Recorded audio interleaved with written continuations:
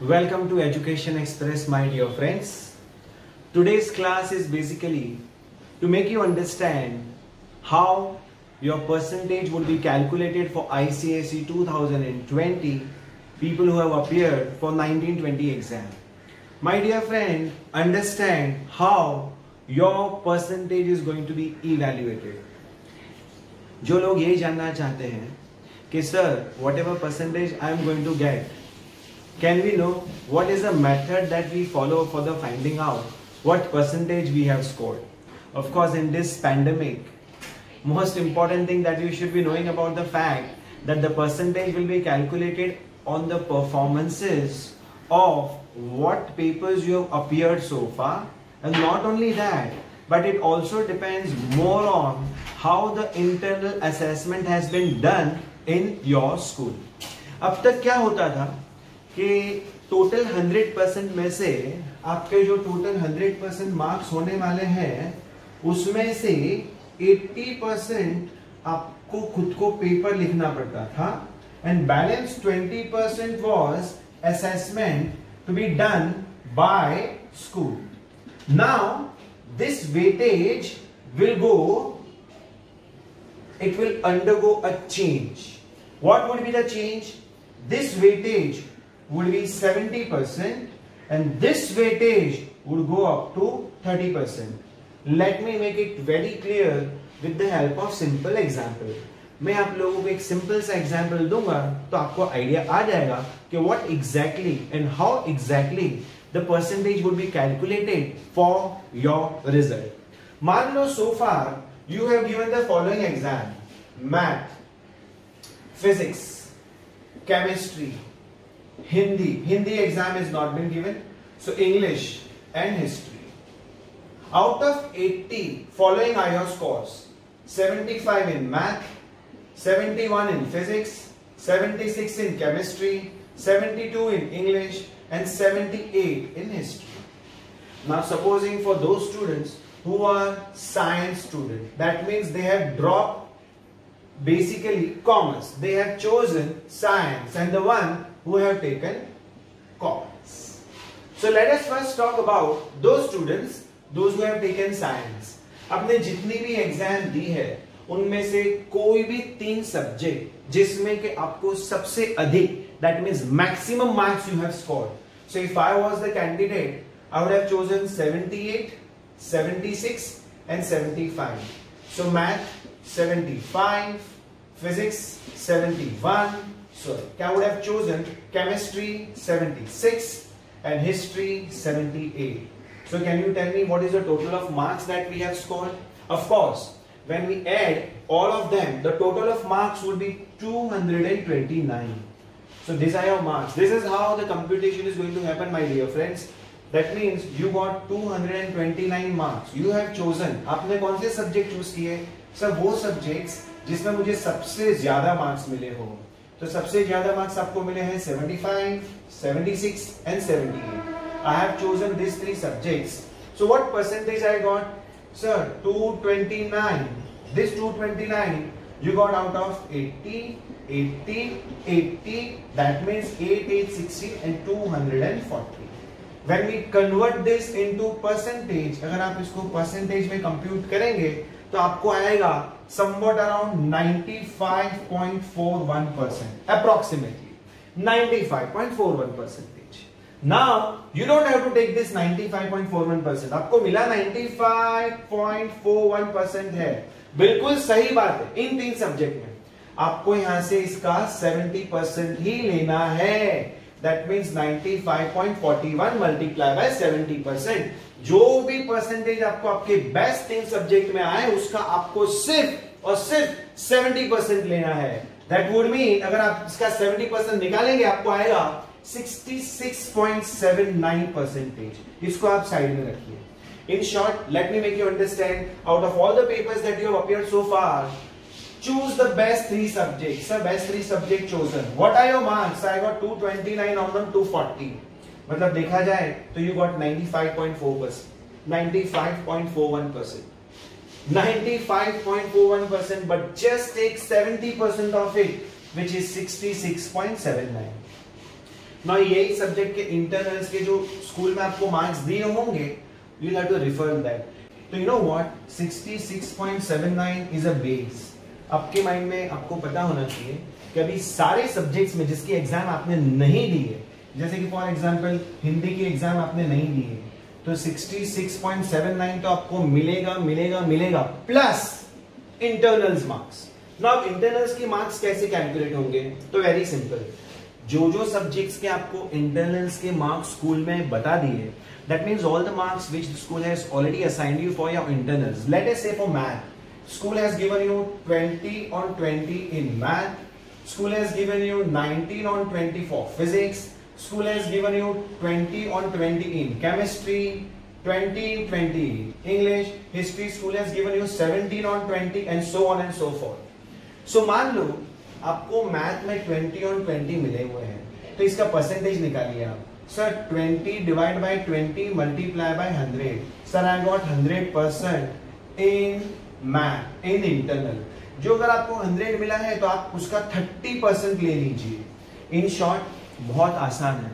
What we are doing is, sir जो भी actual marks है उसके बेस्ट 3 मार्क्स चूज कर दो। सर मैंने बेस्ट 3 मार्क्स चूज कर दिए, कितने में से? 240 में से। क्या परसेंटेज आया? ये परसेंटेज आया। This is a base for all the subject. इतने मार्क्स आपको हर सब्जेक्ट में जिसकी आपने एग्जाम नहीं दी है उसमें आपको मिलेंगे ही मिलेंगे। मान लो हिंदी है, कॉमर्स है, इकोनॉमिक्स है, बायोलॉजी है, हर बच्चे को 66.79, 66.79, 66.79 मिलेंगे मिलेंगे मिलेंगे मिलेंगे। इन एडिशन टू दैट आपको इंटरनल्स भी मिलेंगे। और नाउ यहां पे आपका भाग्य विधाता होगा आपकी school. Yes, your school will decide your future. In case if you got this type of marks, you imagine 20 on 20, that means 100%. 100% का आप 30% लीजिए, that means इस 100 का 30% would be 30। तो अगर आपको मैथ्स में 66.79 आपने जो मार्क्स दे दिए वो तो पता है यहाँ पे आपको, लेकिन ये जो सारे सब्जेक्ट्स हैं उसमें आपको जो भी मार्क्स मिले, लेट अस से हिंदी के अंदर, in Hindi, in your internals you got 18 on 20, so आपका हिंदी में 18 on 20 multiply by 100, that would mean 90%. 90% का आप 30% निकालिए, that would mean 27. तो आपको हिंदी में 66.79 प्लस 27, आपके टोटल हिंदी के मार्क्स हो जाएंगे 6, 7, 8, 9, 93.79. My dear friend, that would be 94 marks.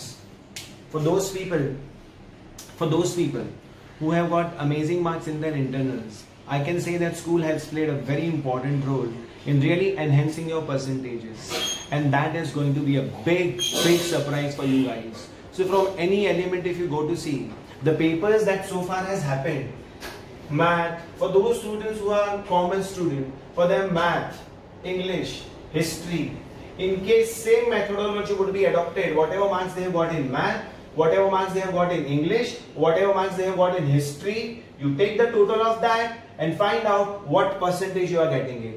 मान लो आपने इंग्लिश का पेपर दिया, आपने मैथ्स का पेपर दिया है, आपने हिस्ट्री का पेपर दिया है और आपको टोटल तीन पेपर में 214 मार्क्स आए out of 240. So tell me what percentage you have got? 214 out of 240. So sir, मेरे को अगर 214 आउट ऑफ 2 आते हैं तो मेरे को 89.16% आता है या फिर 17% आता है।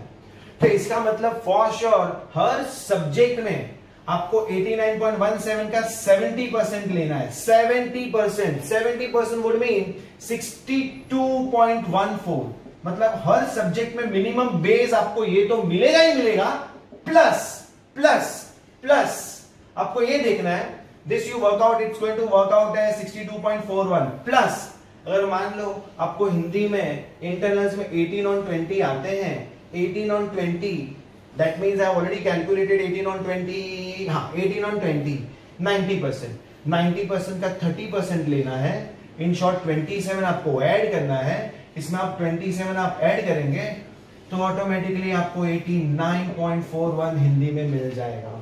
This is how you can find out the marks to be scored in all the subject. Now let us say hypothetically एक एग्जांपल लेते हैं कोई भी एक बच्चे का जो कॉमर्स स्टूडेंट है. Alright, so supposing you are a commerce student, आपके मैथ्स के मार्क्स 76, आपके इंग्लिश के मार्क्स 75 और आपको हिस्ट्री का marks 74.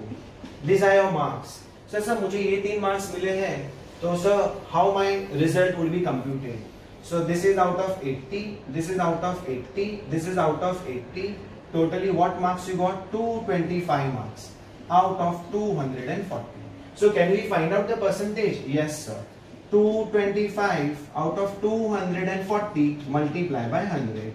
So automatically you will get the base percentage, which would be 93.75. आपको 93.75 को नहीं लेना है my dear friends, इसका 70%. Take 70% of it. That would be 65.625. ये आपका बेस आ गया. मतलब आपको हिंदी में, आपको कॉमर्स में, आपको इको में 65.625, 65.625, 65.625 मिलेगा ही मिलेगा, plus internal marks. Now supposing आपको आपके हिंदी के इंटरनल मार्क्स जो है, हिंदी में, कॉमर्स में, इको में, हिंदी में I got 18 on 20, commerce I got 20 on 20, eco I got 20 on 20. So this works out to be 90%. This works out to be 100%. This works out to be 100%. So sir इसका 30% लेना है, that would mean 27. इसका 30% लेना है, that would mean 30. इसका 30% लेना है, that would mean 30. So this 27 you have to add to this. So आपका हिंदी का मार्क्स हो जाएगा 65.625 plus 27, roughly 92.625, which would be equivalent to 93%. इस तरीके से आप आपके सारे सब्जेक्ट्स के मार्क्स कंप्यूट कर सकते हैं and you can get to know what marks you have scored. My dear friends, equation is very simple. Whatever percentage you are getting in the papers which you have already written, आप उसका percentage निकालो best 3 subject का. सो जो भी आएगा आपको 240 में से आएगा. 240 और 240 भी अगर किसी को आ जाता है, दैट मींस यू गॉट 100%. तो आपको उसका 70% ही लेना है. Once you take 70%, then add your internals percentage. Internals के जो भी परसेंटेज आए उसका आपको 30% लेना है. दोनों को ऐड करेंगे, आपको आपका रिक्वायर्ड परसेंटेज मिल जाएगा. I wish you all the best. It was a very challenging time for boards to come out with such an innovative way, and this is really a justice done to the students by way of delivering and coming out with such a fantastic formula to resolve this problem in such pandemic. I wish you all the best, and I'm sure you must have enjoyed this class of making you understand how your result has been calculated. Please forward, do share and give your comment on this lecture. Thank you so much. I love you all.